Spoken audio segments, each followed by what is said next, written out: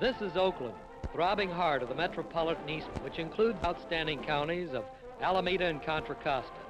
It is also the home of the Oakland Raiders of the American Football League, a team which has, under the direction of general manager and head coach Al Davis, enjoyed such a phenomenal growth the past 3 years that it is now being referred to as the coming organization in professional football.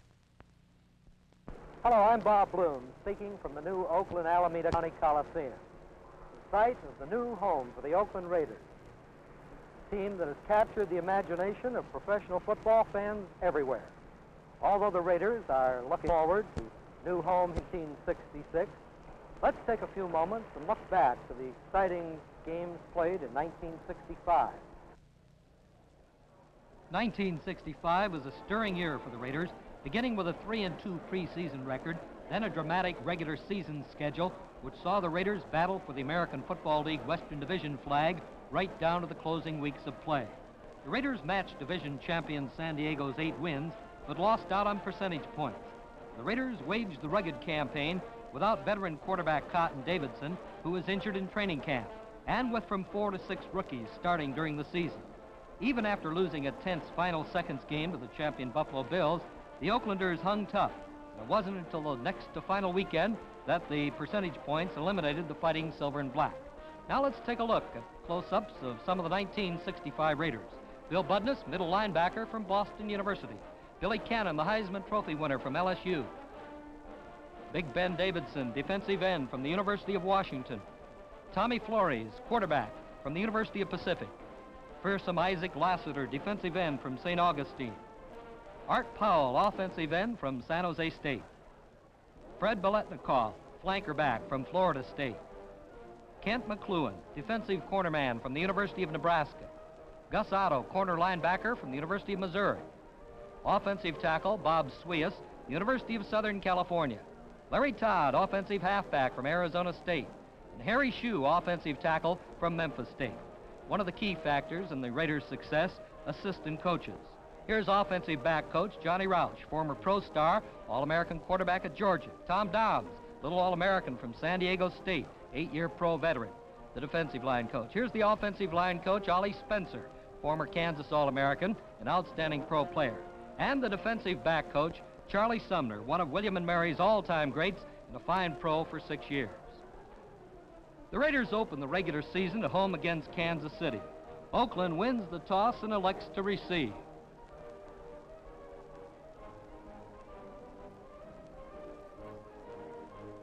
Fine crowd on hand for opening day at Ewell Field.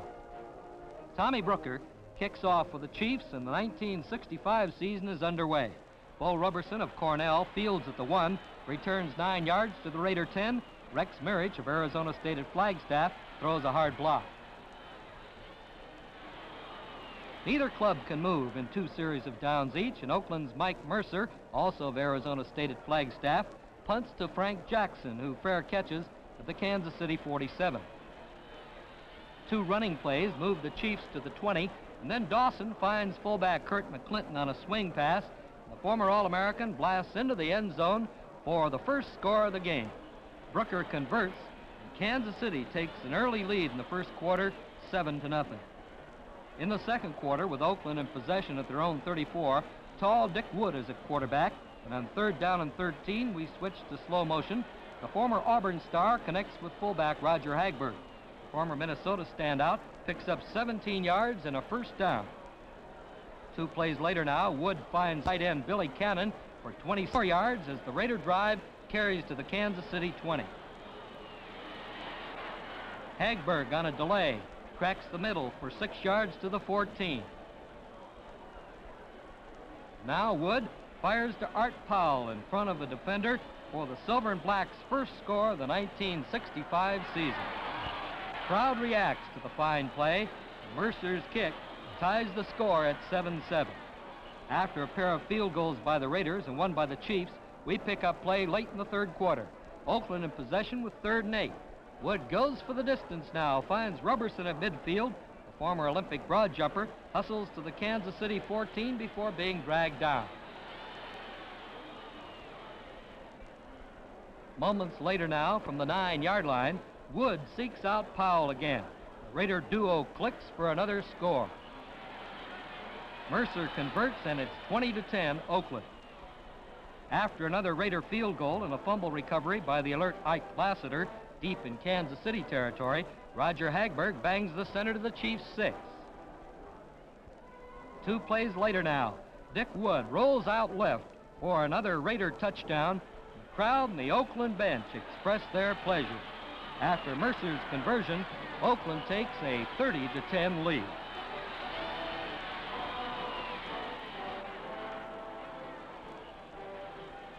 The Raiders put the capper on a fine opening day victory with this 58-yard touchdown punt return by Hoot Gibson.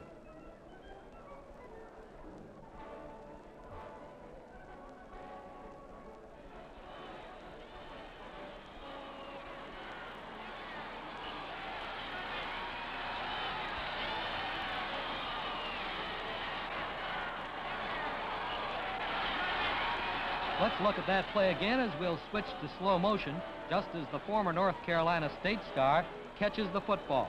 The run shows Hoot's exceptional balance and some outstanding blocking. The lead block thrown by Joe Krakowski of Illinois, and others by Larry Todd, Dan Birdwell, Alan Miller, and Dick Herman.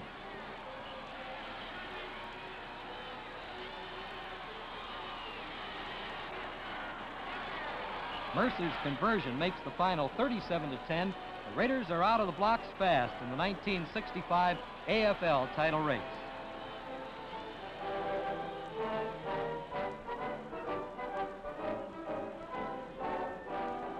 After a tough 17-6 loss to the San Diego Chargers, the Raiders play their 3rd straight game in the friendly confines of Ewell Field, and they take on the unbeaten Houston Oilers. Raiders come out onto the field, and here in a moment, Raider head coach Al Davis surveys the field before the kickoff.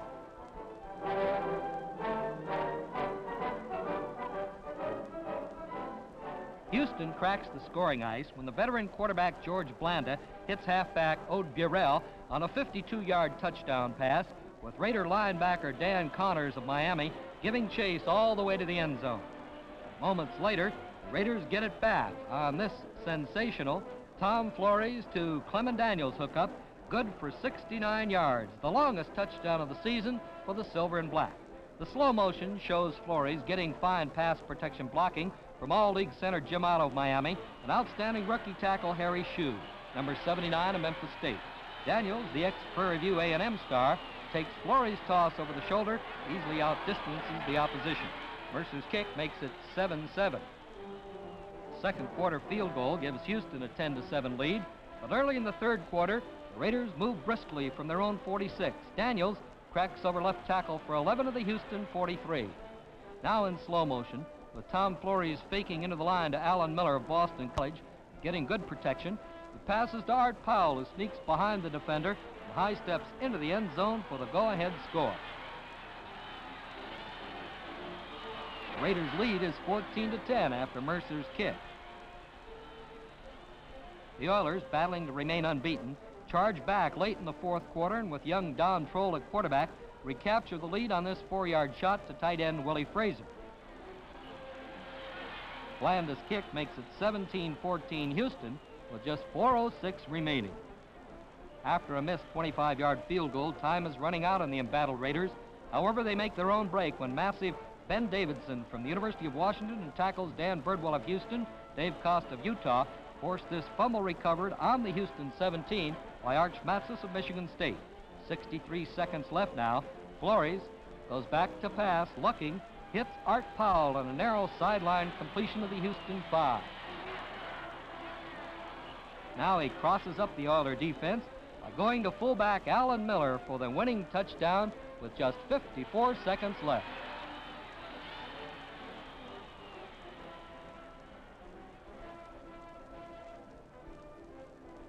Houston's last gasp attempt at victory is thwarted as Hoot Gibson intercepts Don Troll's pass at the Houston 48 and returns it 22 yards. Howie Williams throwing the key block. The Raiders win 21-17 and boost their record to 2-1.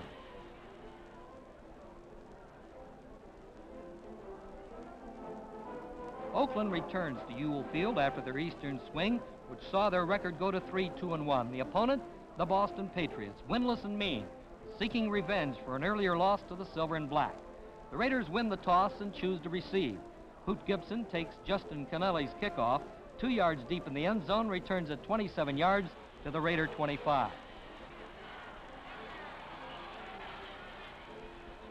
Fred Biletnikoff, making his first appearance in the regular season, keeps alive the first Raider drive as he goes high to take this Tom Flores toss, good for 18 yards and a first down at the Patriots' 19.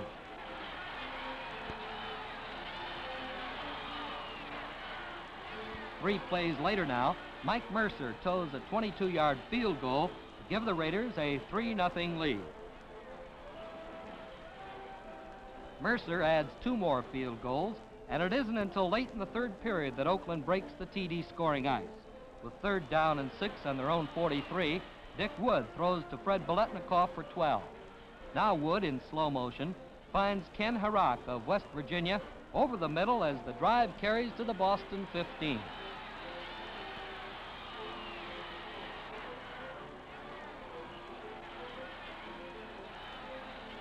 Wood stays with the air game and zeroes in on Art Powell for the score.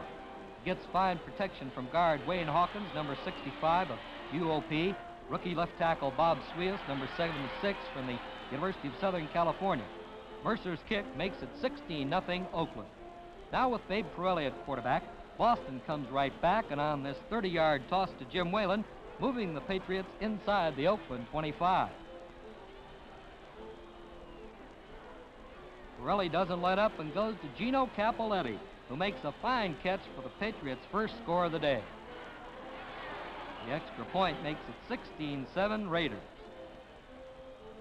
Early in the fourth quarter, the Raiders drive again as Dick Wood hits Clement Daniels on a swing pass for 14 and a first down at the Boston 22. Now in slow motion, Wood once again goes to Art Powell for the score.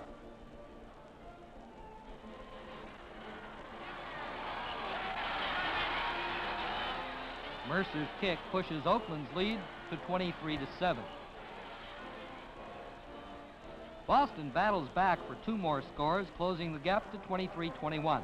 Rookie linebacker Gus Otto puts it out of reach when he intercepts a Babe Pirelli pass in the final minute, returns at 34 yards for a touchdown, giving the Raiders a 30-21 victory and a 4-2-1 record at the season's midpoint.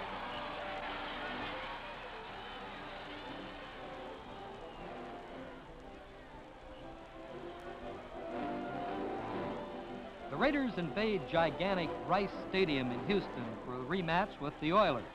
They jump off to a 3-0 lead on the first of 4 record-setting field goals by Mike Mercer. Here at Houston, the band entertains. A lot of good Texas hospitality. Now watch as the Raiders really blow open the game, and they score 2 touchdowns and another field goal in 5 minutes as the explosion starts with this 34-yard TD hookup from Dick Wood to Clement Daniels. Daniels breaks past linebacker Doug Klein, steps out of a tackle by Tony Banfield, and outraces 2 other defenders to the flag. 4 minutes later, Mercer punches a 17-yard field goal to make the score 13-0. And just over a minute later, the Raiders get another on a Dick Wood to Alan Miller pass. The Oilers fight back with this George Bladner to Willie Fraser score to make it 27 at the half. Houston adds another early in the third quarter to close at 20-14. Then from their own 31, the Raiders call on rookie halfback Larry Todd, the club's leading rusher this day, for 2 shots into the line and a first down. Now watch as Dick Wood goes to Clem Daniels for a 57-yard scorcher. Raiders' lead is 27-14 with Mercer's point after.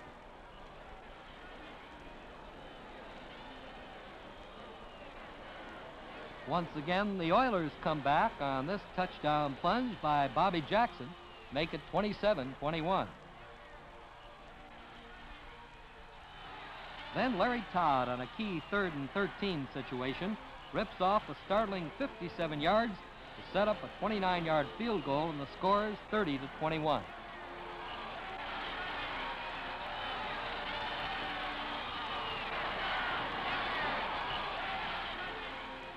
Mercer caps his finest day as a professional with this 45-yard field goal, puts the lid on a 33-21 Oakland win.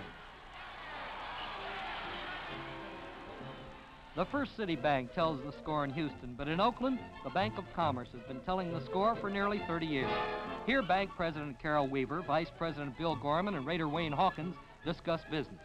For nearly 30 years, the Bank of Commerce has helped build Oakland and the East Bay, building with people, dealing with people, and people have been extremely important in the operation of the bank itself.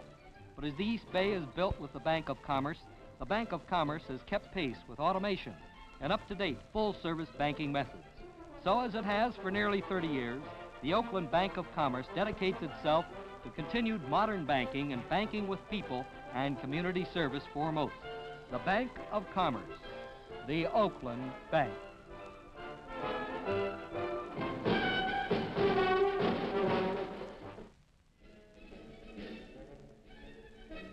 The Raiders return home in the thick of the battle for the Western Division flag and on a sloppy field meet the champion Buffalo Bills in one of the season's key games. Fans enjoying themselves no matter the weather, it's plenty watery. Late in the first quarter, the Raiders gain possession on this fine interception by former Nebraska star Kent McClune, who cuts in front of Bo Roberson to make the steal.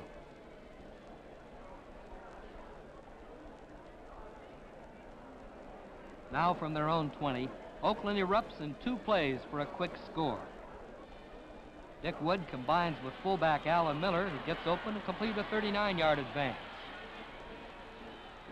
Now Clement Daniels gets the call and breaks over left tackle behind blocks by Ken Rice and Wayne Hawkins, cuts to the right, eluding Butch Bird, gets another fine block by Fred Biletnikoff, and wins the foot race to the end zone. Mercer converts to give Oakland a 7-0 first quarter lead. The Raider defense had many fine moments during the game, and here you see Dan Birdwell and Ike Lassiter nail quarterback Jack Kemp for a loss. Kemp battles back and scrambles for 11 to set up this tying touchdown blast by fullback Billy Joe. Here's Kemp, a fine scrambler.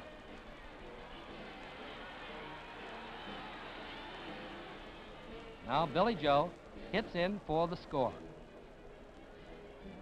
The game develops into a tight defensive struggle in the third quarter, highlighted by this Warren Powers interception.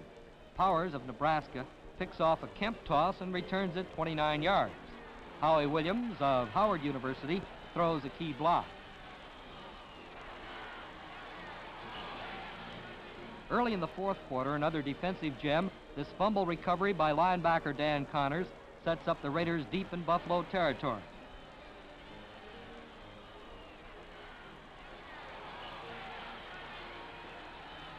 Two plays later, Wood fires 25 yards to Daniels for the touchdown. After the conversion, Oakland leads 14-7.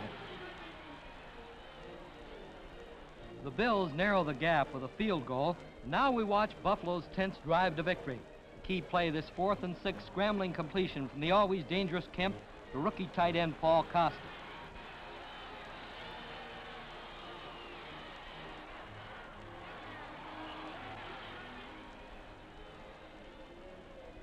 Kemp once again proves the thorn in the Raiders' side as he scrambles himself to the Oakland 5 while time slips away. 2 running plays put the ball at the 1 where the Raiders' defense stiffens. On second down, Billy Joe is stopped for no gain when he smacks the center. But on the next play, the Bills' fullback slithers through for the decisive points. Scoreboard clock shows a mere 7 seconds remaining. Despite the loss, the Raiders stay in the Western Division race with a 5-4-1 record and face back-to-back games with the Denver Broncos.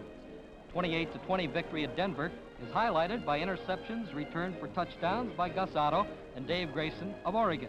Here's Raider musical director Del Courtney as his band entertains when the Raiders come right back against the Broncos at Ewell Field, with the Silver and Black still in the race, hoping to improve on their 6-4-1 record. Denver's nursing a 3-0 lead in the second quarter when the Raiders boom into Denver territory on this 34-yard Tom Flores to Clem Daniels pass. Now from the 3 and in slow motion, Flores connects for the touchdown that gives Oakland a 7-3 lead. Denver gets one back to regain the lead, and then from his own 40, Flores goes to Daniels again, and another big touchdown play.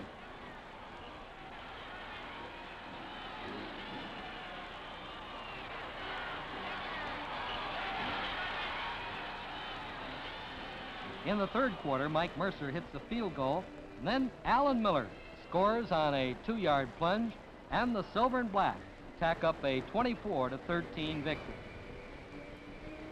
With the season record now at a solid 7-4-1, the Raiders, contending, play host to the New York Jets. Pre-game interest centers on this helicopter brought in to dry out a wet field, and on Joe Namath, the Jets' sensational rookie quarterback, shown here warming up prior to the ball game. The versatile Raider offense moves well against New York, as indicated by this 34-yard gain in slow motion by Alan Miller on a swing pass.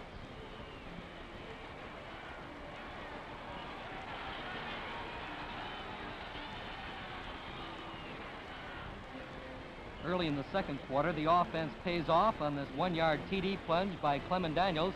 Bob Swias and Wayne Hawkins provide the running room. Later in the quarter, the Raiders boost their lead to 14-0 on this Flores to Powell hookup in slow motion. Tom getting good protection from Jim Otto, Alan Miller, and Bob Swias, among others. Powell takes the pass in the end zone behind Ray Abruzzi on a great catch. The 14-point deficit doesn't bother Namath, and he sparks his club to a pair of third-period scores. The first on this 62-yard completion to Bake Turner, speedy flanker back and one of the top receivers in the American Football League.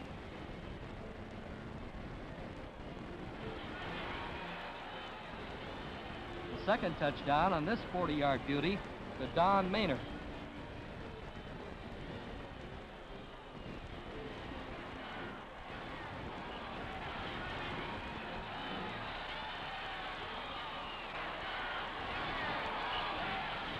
In the fourth period, the Raiders pull away with a field goal and a touchdown to win 24-14. Here's the touchdown, a 30-yard ramble by Clem Daniels.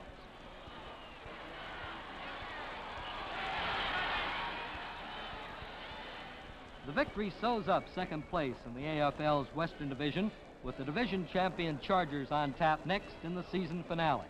Going into the game, each club has 8 wins, but the Chargers, with 2 less losses, nailed down the title on percentage points. Raider equipment man Dick Romanski. Pulling out all stops, the Raiders keep alive a drive in this 4th and 10 fake field goal attempt, with kicker Mike Mercer throwing 14 yards to Roger Hagberg. On first down, Clem Daniels, behind good blocking by Miller, Rice, and Hawkins, goes for 7 yards. Now Tom Flores goes to Daniels for a quick 3 yards and another first down.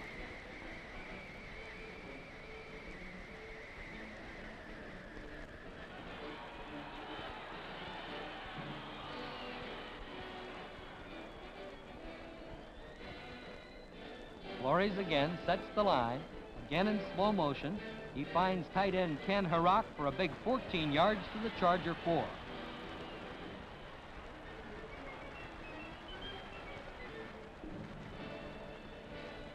Then Flores goes to Art Powell for the game's first touchdown.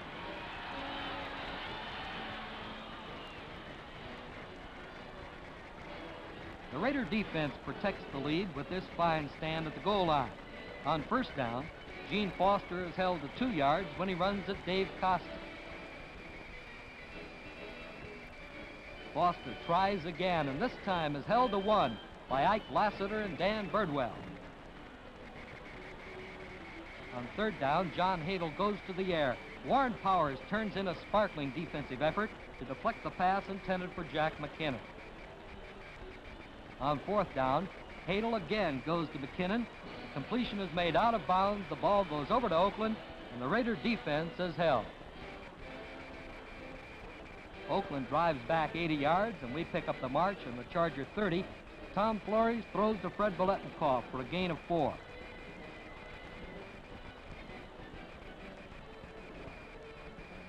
Then Tom seeks out Alan Miller for a 15-yard pickup.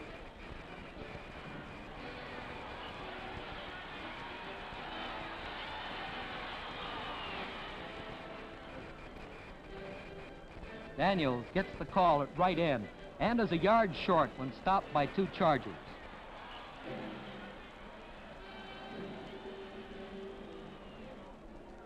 But Clement goes in on this plunge, and the Raider lead goes to 14-0.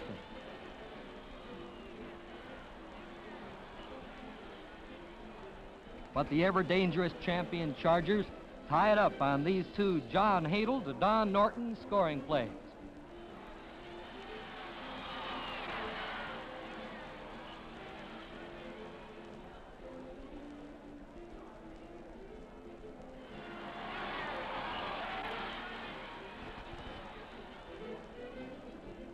Now in the 4th quarter, with the score knotted at 14-14, the great Lance Allworth shows all of his skills on this 66-yard TD reception from Don Breaux.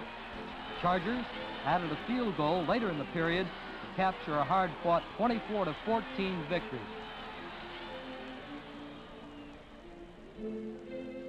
Four Raiders distinguished themselves at season's end by being named to the American Football League All-Star team.